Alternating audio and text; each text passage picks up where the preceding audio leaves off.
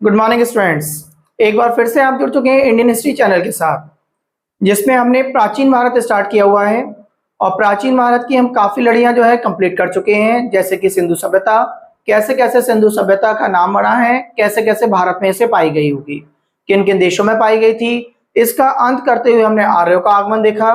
आर्य भारत में किस प्रकार आए होंगे, क्या उनका रहन सहन खान पीन रहा होगा, इन सभी बातों को ध्यान रखते हुए हमने देखा कैसे कैसे वैदिक काल प्रारंभ हुआ होगा, वेदों की रचना किस प्रकार हुई होगी, कैसे कैसे वेद लिखे गए हैं, किस व्यक्ति ने वेदों को संकलित किया, उस व्यक्ति का क्या नाम था, कैसे कैसे हम उस व्यक्ति को वेद व्यास के नाम से जानते हैं। इन सभी बातों को हम कल के लेक्चर में सीख चुके थे। सबसे पहले हमने वेदों में आपको बताया था वेद आपके 4 प्रकार के हैं, जिसमें हमने कल वेद का पहला पार्ट पढ़ना स्टार्ट किया था, जिसमें हम आपको ऋग्वेदिक काल पढ़ा रहे थे और ऋग्वेदिक काल में हमने आपको आने वाले मंडलों के आधार पर क्वेश्चनों को बताया होगा। उन सभी क्वेश्चंस को हमने मंडलों में बताया जो आपको एग्जाम की दृष्टि से पूछा जा सकता है। कल हमने पढ़े कि हमारे पास हमारे ऋग्वेद में 10 मंडल हैं, 10 अध्याय हैं, 10 किताबें हैं। ये सारी बात हमने कल के लेक्चर में जान ली थी, जिसमें जो जो आपके इंपोर्टेंट मंडल बनते हैं वो सारे के सारे मंडल हमने आपको समझा दिए थे। नंबर फर्स्ट की अगर बात करें, हमने सबसे पहले आपको समझाया था मंडल नंबर 3, जिसमें हमने आपको बताया था ये वह मंडल है जिसमें जो है आपका गायत्री मंत्र लिया गया है। गायत्री मंत्र ओम भूर्भुवः स्वः, लिखने वाले का भी नाम हमने आपको बता दिया था कि तीसरा मंडल विश्वामित्र ने लिखा है। इसके बाद हमने आपको चौथा मंडल बताया, जिसमें आपको बताया ये कृषि से रिलेटेड मंडल होगा। इस मंडल में कृषि की जानकारी लिखी हुई है, कृषि के विषय में लिखा हुआ है। कभी कभी पूछा जा सकता है कि इसमें एक सूक्ति आती है, 57 नंबर पर आपकी सूक्ति मिलेगी, 97 नंबर पर, 57 पर, जिसमें आपके 24 श्लोक हैं। उन श्लोकों की संख्या पूछी जा सकती है। आगे हमने आपको बताया था 4th के बाद हम पहुंच गए थे 6 पर, जो भारद्वाज ऋषि ने लिखा था। 6 के बाद 7th मंडल बताया होगा हमने आपको। 7वें मंडल में हमने आपको बताया कि कैसे कैसे दास राज्य युद्ध लड़ा गया है। उसके साथ साथ हमने आपको बताया कि कैसे कैसे इनके जो कुलगुरु बदले होंगे। सबसे पहले हमने बताया कि कैसे कैसे आपके ये बाद में विशिष्ट बनाए गए होंगे, उससे पहले कौन इनके कुलगुरु रहे होंगे। ये सारी बात आप सीख चुके थे। 5 आर्य, 5 अनार्य, आर्य और अनार्य का अर्थ क्या है, कौन सा वंश रहा है, ये सारी बात हमने कल क्लियर कर ली थी। इसके बाद हमने आपको मूजवंत पर्वत के बारे में बताया कि मूजवंत पर्वत कहाँ पाया जाता है और इस पर कौन सी जड़ी बूटियां पाई जाती हैं जो इस मंडल को ज्यादा इंपोर्टेंट बना देती हैं। इसके बाद अंतिम मंडल कल पढ़ाना स्टार्ट किया था हमने आपको 10वां मंडल, जिसमें आपको हमने सूक्त के बारे में बताया, जिसमें कल हमने आपको 3 तरीके के सूक्त बोले थे। नंबर फर्स्ट पे पुरुष सूक्त, नंबर 2 पर बताया था आपको नदी सूक्त और नंबर 3 पर बताया था आपको विवाह सूक्त। आज उनकी चर्चा करेंगे। पुरुष सूक्त में हम कल आपको चर्चा कर चुके थे कि कैसे कैसे कर्मों के आधार पर जाति वर्ण व्यवस्था बनने के बजाय अब जो है एक जाति व्यवस्था बन गई है। ठीक, ये सारी बातें कल हमने सीख ली थी। हमने आपको बता दिया था कि पहले क्या हुआ करता था, आपके जिस प्रकार कर्म रहेंगे उस प्रकार आपकी जो है जाति विशेष आपको जो है कोई एक संज्ञा दी जाएगी। अगर आप जो है कोई बुद्धि का काम कर रहे हैं, ज्ञान का काम कर रहे हैं, पढ़ाने का काम कर रहे हैं, आपको ब्राह्मण बोला जाएगा। आप कहीं से भी बिलोंग करते हैं, आपके परिवार में क्या होता है क्या नहीं होता है, आपने अपने आप को अपने कर्म को क्या बनाया, उस कर्म के अनुसार आपको बोला जाता था। ये सारी बातें हमने आपको कल बता दी थी, जिसमें बहुत सारे हमने एग्जाम्पल आपको लिए होंगे। इसके बाद हम नदी सूक्त के बारे में चलते हैं कि नदी सूक्त क्या है, किन किन नदियों के नाम इसमें लिए गए हैं। अगर बात करी जाए नदी सूक्त की, तो यहाँ पर कौन कौन सी नदियों के बारे में चर्चा की जाती है, आज हम नदी सूक्त के बारे में पढ़ेंगे। कल हमने पुरुष सूक्त पढ़ लिया था। आज नंबर 2 पॉइंट आगे से स्टार्ट करते हैं, जिसका नाम होगा नदी सूक्त। नदी सूक्त में आप देखेंगे 10वें वाले जो आपका मंडल पढ़ रहे हैं, इसमें नदियों के नामों पर विशेष बल दिया गया है कि आपसे पूछा जा सकता है किस नदी का नाम कितनी बार आया है। तो सबसे पहले अगर बात करें तो सबसे ज्यादा जो इंपोर्टेंट हो जाती है आपके लिए सरस्वती नदी हो जाती है। क्यों, आपसे क्वेश्चन जो बनेगा वो इस तरीके से बनेगा क्योंकि सरस्वती नदी को नदी तमा के नाम से बोला गया है, नदियों की आत्मा। तो आपसे पूछा जा सकता है नदी तमा किस नदी को पुकारा गया है, तो आप तुरंत बता दोगे सरस्वती नदी को नदी तमा के नाम से जानते हैं। इसी को बता देंगे आप कि ये पवित्र नदी के नाम से भी जानी जाती है। इसी नदी को इन्होंने पवित्र नदी भी बोला है। तो ये दोनों बातें आपकी क्लियर हो गई होंगी। सबसे पहले आप सरस्वती के बारे में पढ़ेंगे, क्या है कैसी है, वो सारी बातें आपको क्लियर हो गई होंगी। इसके बाद जो नदी का नाम आता है, आपसे दूसरे नंबर पे पूछा जा सकता है सिंधु नदी के बारे में, कि सिंधु नदी का नाम का उपयोग जो है कितनी बार किया गया है ऋग्वेद में। तो इसका उपयोग टोटल 33 बार किया गया है, 33। तो आपसे सिंधु नदी के बारे में पूछ ले तो आप तुरंत बोल देंगे कि कितनी बार उपयोग किया गया है, 33 बार किया गया है। तीसरी नदी का जो उपयोग किया गया है, इसमें यमुना नदी के बारे में पूछा गया है, कहीं कहीं यमुना का नाम मिला है, तो यमुना नदी को 3 बार बोला गया है, यहाँ पर 3 बार इस शब्द का उपयोग किया गया है। यमुना नदी की चर्चा 3 बार है। अगर गंगा नदी की बात करें तो गंगा नदी की चर्चा केवल 1 बार ली गई है। तो ये चारों बातें आपको याद हो गई होंगी एकदम तेजी से, कि नदी सूक्त के बारे में, नदियों के बारे में लिखा गया है वेदों में, और सबसे पवित्र नदी सरस्वती नदी मानी गई है। इसका एक दूसरा नाम आपको बता दिया मैंने, क्या नाम है, आप नदी तमा करके याद रखेंगे, और ये पवित्र नदी है। इसके बाद सिंधु नदी के बारे में बताया, सिंधु नदी की चर्चा 33 बार की गई है, यमुना नदी की 3 बार की गई है, और गंगा की 1 बार की गई है। ये तो हो गया आर्यों के समय में जो वेद लिखे गए होंगे, वेदों के बारे में नदियों की चर्चा। अगली बात अगर करें हम, तो तीसरा पॉइंट हमने बताया था इसका, विवाह सूक्त। विवाह सूक्त को 2 भागों में डिवाइड किया गया है, आप समझ लें ध्यान से। एक तो होता था अनुकूल विवाह,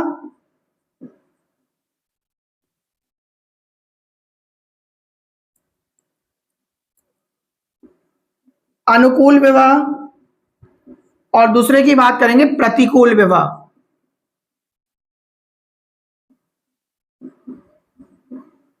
देखिए ये ना अनुकूल विवाह और प्रतिकूल विवाह बहुत सारी चीजों की तरफ को हमें जो है दिशा देंगे, इससे हम बहुत सारी चीजों का आइडिया लगाएंगे। ध्यान से समझना इस बात को। अनुकूल विवाह में क्या होता था कि जो लड़के की वर्ण हुआ करता था, लड़के का वर्ण, फॉर एग्जाम्पल मैंने आपसे कहा लड़का किसी विशेष जाति का है, बड़ी जाति का मान लीजिए, आज वर्तमान की कंडीशन में कहें। अनुकूल विवाह में मैंने आपसे कहा जैसे कि लड़का, मैंने कहा कि ब्राह्मण जाति का है, एक एग्जाम्पल है केवल, लड़का ब्राह्मण जाति का है, लड़की उससे थोड़ी सी नीची जाति की है, तो कोई भी हो सकती है, ठीक है। ऐसे मान लें अगर लड़का जनरल जाति का है, जनरल कैटेगरी का है, और इसकी शादी जो है मान लीजिए ओबीसी या बीसी कैटेगरी या एससी कैटेगरी या एसटी कैटेगरी, किसी भी कैटेगरी की साथ की महिला से हो जाए, लड़की से हो जाए, तो क्या होगा, बोला ये जाता है कि फीमेल की कास्ट मेल से डिपेंड करती है। तो इसलिए जो है क्या हुआ करता था, ये कास्ट वाली लड़की भी अब इस कास्ट में बिलोंग कर जाएगी, तो ये हुआ करता था अनुकूल विवाह। प्रतिकूल इसका बिल्कुल अपोजिट हुआ करता था। फॉर एग्जाम्पल मैंने कहा कि लड़की की कास्ट तो आपकी जो है बड़ी है, फॉर एग्जाम्पल जनरल है, और लड़के की कास्ट ओबीसी या मैंने कहा एससी या एसटी कुछ भी हो सकती है। तो इससे क्या हुआ, लड़की जनरल की थी बट इसकी शादी यहां पर हो गई, तो अब लड़के की जाति बोली गई, तो इसने अपनी जाति में ह्रास कर लिया, कमी आ गई इसकी जाति में, तो ये हुआ करता प्रतिकूल विवाह। तो अनुकूल और प्रतिकूल विवाह मेरे ख्याल से आपको सही से समझ में आ गए होंगे। इससे हमें क्या आइडिया लगा, इससे हमें ये आइडिया लगता है कि देखो यहाँ पे पुरुष वर्ग को ज्यादा बल दिया गया है, तो पुरुष वर्ग को ज्यादा बल देने का मतलब, जैसे सिंधु सभ्यता में पढ़ा था कि ये सभ्यता मात्र सत्तात्मक थी, तो ये सभ्यता पितृसत्तात्मक रही होगी। अगर आपसे पूछ ले कि आर्यों के समय में या वैदों के समय में सभ्यता जो पाई जाती थी वो कौन सी सत्तात्मक थी, तो आप तुरंत बता देंगे पितृसत्तात्मक रही होगी, क्योंकि वर्ण व्यवस्था बन गई थी और वर्ण के हिसाब से 2 तरीके के विवाह सूक्त हो गए थे आपके। ये बात आपको बहुत अच्छे से क्लियर हो गई होगी। ये जिस क्षेत्र में रहा करते होंगे वो सारी चीजें, देखो यहाँ पे नदियों के बेस पे बात की गई है, और हमने आपको 5 पंजाब की और 2 बताई होंगी सिंधु और सरस्वती, 7 नदियों का मेल बताया होगा, इसलिए सप्त सैंधव प्रदेश बोला जाता था, आप ये भी ध्यान रखेंगे। तो ये जहां रहा करते होंगे ये सारे के सारे जो बोले जाते होंगे वो कौन से बोले जाते होंगे, सप्त सैंधव प्रदेश। ये बात भी आपको ध्यान रहेगा, आपको याद हो गई होगी कि सर ने सप्त सैंधव प्रदेश का क्या कारण बताया, 5 पंजाब वाली नदियां और 2 आपकी सिंधु और सरस्वती, तो टोटल मिलके 7 नदियां हो गई, और 7 नदियों का मतलब सप्त सैंधव प्रदेश हो गया, इनका क्षेत्र हो गया। इसी सप्त सैंधव प्रदेश को हम ब्रह्मपुत्र नाम से भी जानते थे, ठीक है। इस प्रदेश का नाम और इनके रहने का जो है आपको ये भी ध्यान रखना, ब्रह्म बर्थ प्रदेश भी बोला करते थे। ये बात भी आपको क्लियर हो गई होगी। देखिए कई सारी बातें क्लियर हो गई, सूक्त क्लियर हो गए आपको बिल्कुल अच्छे से। मैंने मंडल पढ़ाए हैं आपको 10 में से जो जो इंपोर्टेंट थे वो पढ़ा दिए। नया मंडल पुराना मंडल आपको सब बता दिए। ये सारी चीजें आपकी क्लियर होती जा रही हैं। अब आपको ये लग रहा होगा शायद वैदिक काल को हमने किताबों से जो पढ़ा था वो हमने याद किया था, बिल्कुल सही है, बट उसका कारण आज हमें सही से समझ में आ रहा है। अब पेपर में आपको सारी चीजें एकदम तेजी से आप कर पाएंगे। यहां तक बात क्लियर हो गई, आगे बढ़ते हैं। अगर आगे की बात की जाए, अब इनके समाज में दृष्टि देखिए, सामाजिक जीवन कैसा रहा होगा, सामाजिक संरचना कैसी थी। तो सबसे पहले तो हमने सामाजिक संरचना की अगर बात करें, ध्यान से समझेंगे, बहुत आसानी से समझा देंगे हम आपको। सामाजिक संरचना की बात हो रही है यहां पर। तो सबसे पहले मैंने आपको बोला कि इनका जो समाज रहा है वो पितृसत्तात्मक रहा है।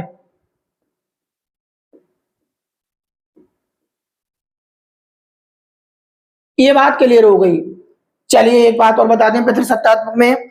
देखिए पितृसत्तात्मक में जो मुखिया हुआ करता था यानी पिता हुआ करता होगा, और उस मुखिया को पिता को क्या बोला करते थे, ये क्वेश्चन अगर आपसे पूछ ले तो आप तुरंत बता देंगे मुखिया को कूलप बोला करते थे। क्या बोला करते थे? कूलप। देखेंगे मैं आपको लिख दे रहा हूं कूलप। तो अगर कूलप वर्ड आपको तुरंत देखने को मिल जाए तो आप तुरंत बता देंगे कूलप सर ने बताया था। कूलप का अर्थ है पिता, यानी मुखिया, घर का मुखिया पिता है, पिता को कूलप बोला करते थे। ऐसा नहीं था कि महिलाओं का सम्मान नहीं था, महिलाओं का भी बहुत सम्मान था। महिला भी सभाओं में भाग लिया करती थी। बहुत सारी महिलाओं के, कई सारी महिलाओं के नाम इस पे जो है दिखाए गए हैं वेदों में।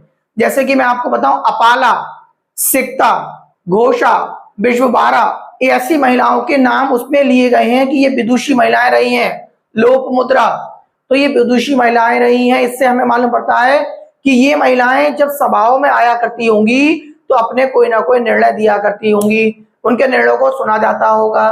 तो पुरुषों को तो माना ही गया है, बट महिलाओं को भी समान दर्जे की तरह माना गया है। बट अगर पहले अगर किसी को प्रायोरिटी दी गई है तो पुरुषों को दी गई है, महिलाओं का भी सम्मान रखा गया है। अभी जब हम उत्तर वैदिक काल में आएंगे तब महिलाओं का स्तर गिरता चला जाएगा, इसलिए हमने उसे उत्तर वैदिक काल में लिया है।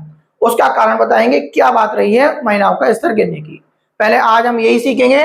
तो दूसरा हमने बता दिया महिलाओं का सम्मान था। महिलाओं का सम्मान,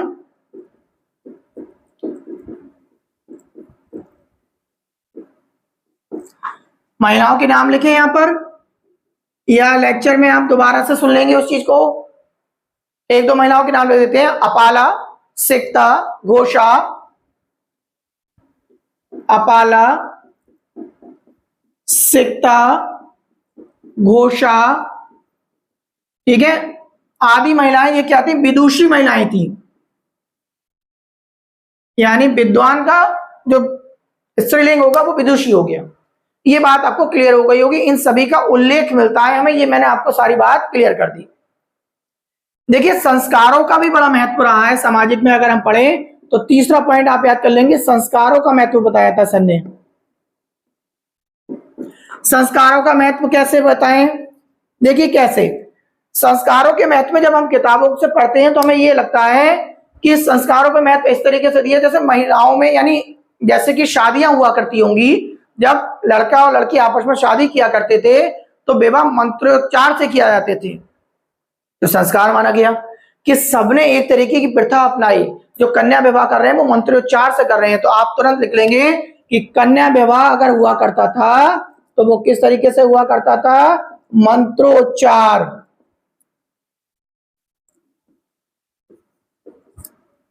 इस तरीके से लिख देंगे मंत्रोच्चार, इस तरीके से भी लिख देंगे, या मंत्रोच्चार, ये लिख देंगे। ठीक है, ये बात क्लियर हो गई होगी। सती प्रथा नहीं थी उस समय तक, इसके भी प्रमाण मिलते हैं। तो आपको मैं आगे बता दे रहा हूं, सती प्रथा नहीं है।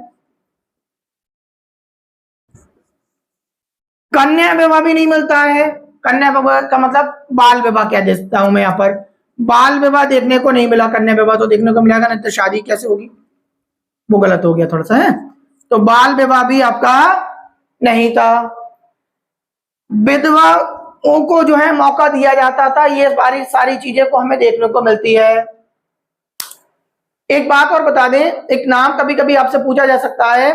कुछ कन्याएं, जैसे कि आपसे मैंने कहा कि जो है महिलाओं की जो है शादी में देरी होने लगे, कन्याओं का अगर लंबे समय तक जो है शादी नहीं हो पाए, तो जिन कन्याओं का लंबे समय तक विवाह नहीं होता था उन्हें अमाजू बोला करते थे। तो आप ये याद कर लेंगे, अमाजू वर्ड पूछ ले तो आप तुरंत बता देंगे अमाजू का अर्थ ये है वो कन्याएं जिनका विवाह में देरी हो गई है, तो उन कन्याओं का नाम उन्हें अमाजू करके बोला जाता होगा। ये बात क्लियर हो गई आपके? अमाजू का मतलब पता चल गया। अगली बात, बहुपत्नी का भी जो है कोई भी हमें साक्ष्य प्राप्त नहीं होता। मतलब एक व्यक्ति केवल एक ही शादी कर सकता था, उससे ज्यादा शादियां नहीं कर सकता था।